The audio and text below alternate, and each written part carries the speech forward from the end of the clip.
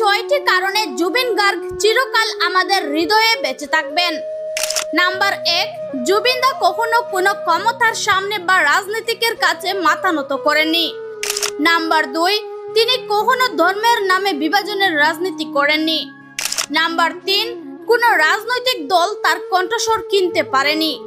Number 4, খ্যাতি, অর্থ আর বলিউডের সাফল্য পেয়েও তিনি ছিলেন সরল আর মাটির মানুষ। নাম্বার 5, যখন অন্যরা নীরব ছিলেন তখন তিনি অন্যায়ের বিরুদ্ধে আওয়াজ তুলেছিলেন।